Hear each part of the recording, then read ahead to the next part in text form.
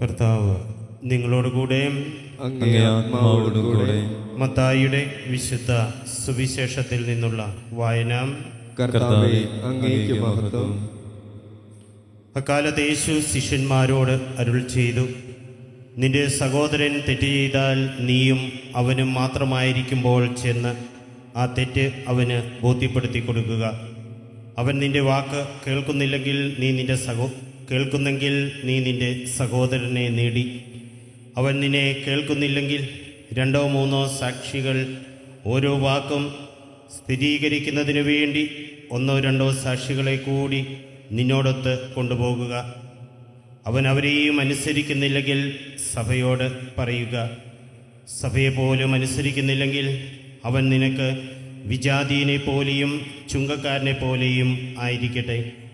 സത്യമായി ഞാൻ നിങ്ങളോട് പറയുന്നു, നിങ്ങൾ ഭൂമിയിൽ കെട്ടുന്നതെല്ലാം സ്വർഗത്തിലും കെട്ടപ്പെട്ടിരിക്കും, നിങ്ങൾ ഭൂമിയിൽ അഴിക്കുന്നതെല്ലാം സ്വർഗത്തിലും അഴിക്കപ്പെട്ടിരിക്കും.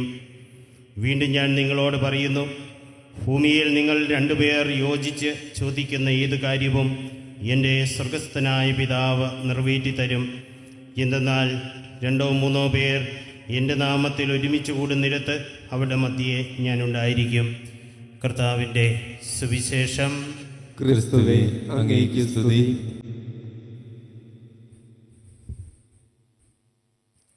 ഈശോയിൽ സ്നേഹിക്കപ്പെട്ടവരെ,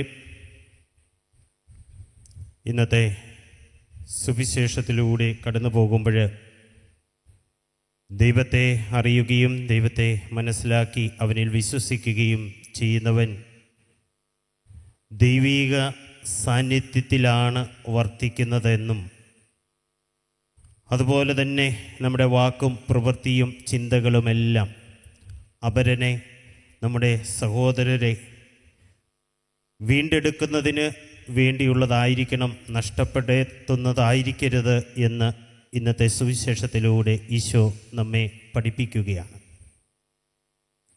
ഇന്നത്തെ സുവിശേഷത്തെ പറ്റി ധ്യാനിക്കുമ്പോൾ നമുക്ക് ശക്തിയേൽകുന്ന ഒരു വചനമുണ്ട്. 2 or 3 പേർ എൻ്റെ നാമത്തിൽ ഒരുമിച്ച് കൂടുമ്പോൾ അവരുടെ മധ്യേ ഞാനുണ്ടായിരിക്കും.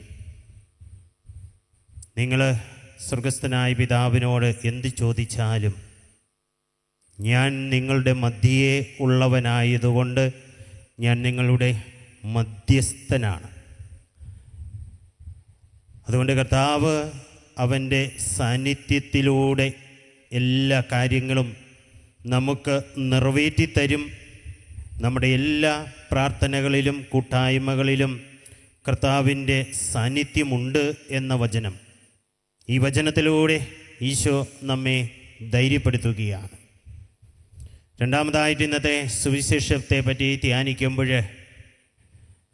അപരനെ നേടുന്നതിന് വേണ്ടി സഭയിലുള്ള പാപമോചന അധികാര ശുശ്രൂഷകൾ. ഈശോ പറയുകയാണ്,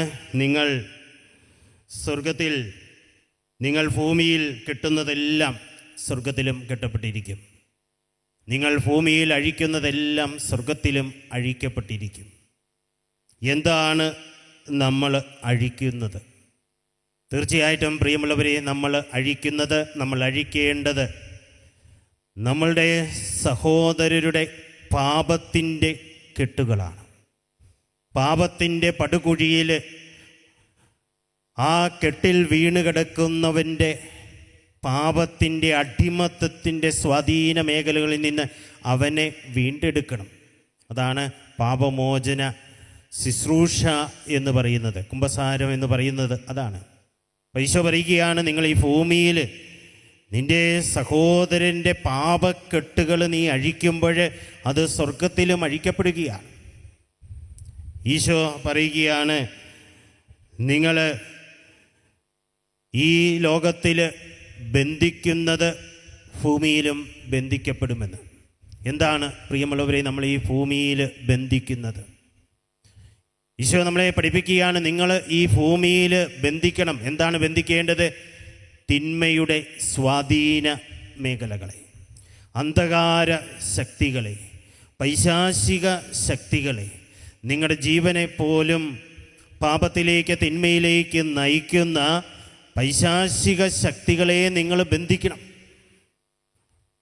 ഇങ്ങനെ പാപമോചന സൗഖ്യദായകമായ ഈ ശുശ്രൂഷകൾ സഭയിൽ നടത്തുമ്പോൾ ഈശോ പറയുകയാണ്, അത് സ്വർഗത്തിൻ്റെ അപ്രൂവലോടുകൂടി ചെയ്യപ്പെടുന്ന ശുശ്രൂഷകളാണ്.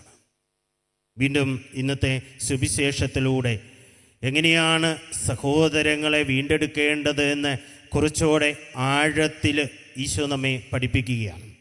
ഈശോ പറയുകയാണ്, നമ്മൾ ഒരു സഹോദരൻ്റെ തെറ്റു തിരുത്തണമെന്ന് ആഗ്രഹിച്ച് അവനോട് സംസാരിക്കുവാനായിട്ട് ആഗ്രഹിക്കുകയാണെങ്കിൽ ഹൃദയത്തോടാണ് സംസാരിക്കേണ്ടത്. പലപ്പോഴും നമ്മുടെ ജീവിതത്തിൽ നമ്മൾ പരസ്പരം അപരൻ്റെ തെറ്റ് തിരുത്തുക എന്ന് പറയുന്നത് ഒരു അപമാനിക്കലിൻ്റെ പ്രക്രിയയായിട്ട് പോകുക സ്വാഭാവികമാണ്. ഈശോ പറയുകയാണ്, അപമാനിക്കുകയല്ല, പരിഹസിക്കുകയല്ല, നിന്ദിക്കുകയല്ല, വീണ്ടെടുക്കുകയാണ് ചെയ്യേണ്ടത്. ദേഷ്യത്തോടെ നമ്മൾ അപരനെ തെറ്റ് തിരുത്തുക എന്ന വ്യാജേനെ സമീപിക്കുമ്പോൾ നമ്മളിലുള്ള ദേഷ്യം, നമ്മളിലുള്ള വൈരാഗ്യം, നമ്മളിലുള്ള നീരസങ്ങളാണ് നമ്മൾ ആ വ്യക്തിയിലേക്ക് പകർന്നു കൊടുക്കുന്നത്.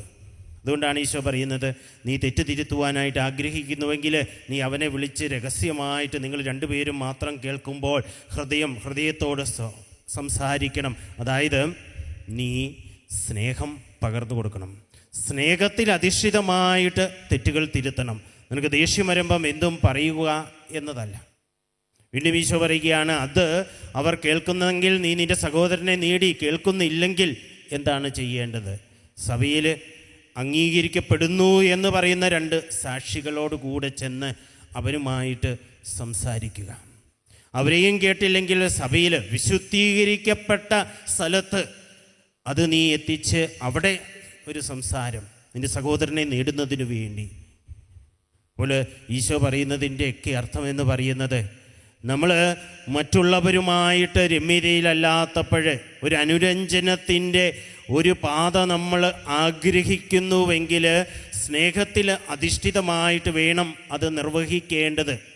നമുക്കറിയാം, ഒരു ആകാശവാണിയെ പോലെ നമ്മൾ പോകുന്നിടത്തെല്ലാം പടർത്തി മലിനമാക്കുന്ന ഒരു പ്രക്രിയ നമ്മുടെയൊക്കെ ജീവിതത്തിലുണ്ട്.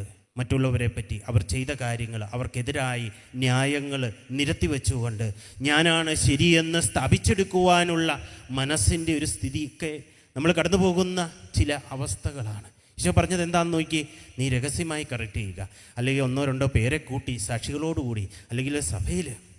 ഇതൊന്നും വർക്കൗട്ട് ചെയ്യുന്നില്ലെങ്കിൽ ഈശോ അവസാനമായിട്ട് പറയുകയാണ്, അവരെ വിജാതിനെ പോലെയോ ചുങ്കക്കാരനെ പോലെയോ കാണുക. എന്താണ് അതിൻ്റെ അർത്ഥമെന്ന് പറയുന്നത്? ഇതോടുകൂടി നീ രക്ഷിക്കപ്പെട്ടിരിക്കും, നിൻ്റെ കാര്യം കഴിഞ്ഞുവെന്നാണോ? അല്ല. ഈശോയ്ക്ക് വിജാതിയനോടുള്ളൊരു മനോഭാവമുണ്ട്, ഈശോയ്ക്ക് ചുങ്കക്കാരനോടുള്ളൊരു മനോഭാവമുണ്ട്. വിജാതീയനെയും ചുങ്കക്കാരനെയും ഹൃദയത്തോട് ചേർത്ത് വെച്ചുകൊണ്ട് അവനെ നഷ്ടപ്പെടുത്താതെ ഇന്ന് ഈ കുടുംബം രക്ഷ പ്രാപിച്ചിരിക്കുന്നു എന്ന് പറഞ്ഞുകൊണ്ട് അവനെയും അവൻ്റെ കുടുംബത്തെയും രക്ഷിക്കുന്ന കർത്താവിൻ്റെ ആ സ്നേഹം, അതാണ് ഈശോ വിജാതീയനെ പോലെ ചുങ്കക്കാരനെ പോലെ അവനെ കണക്കാക്കുക എന്ന് പറയുന്നത്. ഈശോ കുരിശിൽ മരിച്ചത് ആരെയും കേൾക്കാതെ തിന്മയുടെ ലോകത്തിലൂടെ കടന്ന് വിജാതീയനെ പോലെ ചുങ്കക്കാരനെ പോലെ ജീവിക്കുന്ന മനുഷ്യൻ്റെ രക്ഷയ്ക്ക് വേണ്ടിയായിരുന്നുവെങ്കിൽ നീ അവനെ രക്ഷിക്കുവാൻ വേണ്ടി മുട്ടുകുത്തി അവനു വേണ്ടി പ്രാർത്ഥിക്കണം. നീ അവനു വേണ്ടി ത്യാഗങ്ങൾ ഏറ്റെടുത്ത് പരിഹാരങ്ങൾ ചെയ്ത് ഈശോ കുരിശിൽ അവനെ രക്ഷിക്കുന്നതിന് വേണ്ടി മരിച്ചതുപോലെ നിന്റെ ജീവിതം അവനു വേണ്ടി സമർപ്പിച്ചുകൊണ്ട് എല്ലാ വിജാതീയനെയും ചുങ്കക്കാരനെയും ഹൃദയത്തോടെ ചേർത്ത് വെച്ചുകൊണ്ട് നിനക്ക് നിൻ്റെ വാക്കുകളിലൂടെ ഒന്നും അവനു വേണ്ടി ചെയ്യാനില്ല, എന്നാൽ നിൻ്റെ പ്രാർത്ഥനകളിൽ നിൻ്റെ സഹനങ്ങളും ത്യാഗങ്ങളും ഏറ്റെടുത്തുകൊണ്ട് ഒരു കുരിശു വരയ്ക്കലിലൂടെ നീ അവനു വേണ്ടി പ്രാർത്ഥിക്കുക, അവൻ രക്ഷിക്കപ്പെടട്ടെ എന്നതാണ് ഈ വചനത്തിൻ്റെ അർത്ഥം. പ്രിയമുള്ളവരെ, ഈ വചനങ്ങൾ ഹൃദയത്തിലേക്ക് ഏറ്റെടുത്തുകൊണ്ട് നമുക്ക് ഈ വിശുദ്ധ കുർബാന അർപ്പിക്കാം. എല്ലാ സഹോദരങ്ങളെയും വീണ്ടെടുക്കുന്ന സ്നേഹത്തിൻ്റെ ഒരു ജീവിതചര്യയിലൂടെ വളരുവാനുള്ള കൃപയ്ക്ക് വേണ്ടി നമുക്ക് പ്രത്യേകം പ്രാർത്ഥിക്കാം. പിതാവിൻ്റെയും പുത്രൻ്റെയും പരിശുദ്ധാത്മാവിൻ്റെയും നാമത്തിൽ ആമേൻ.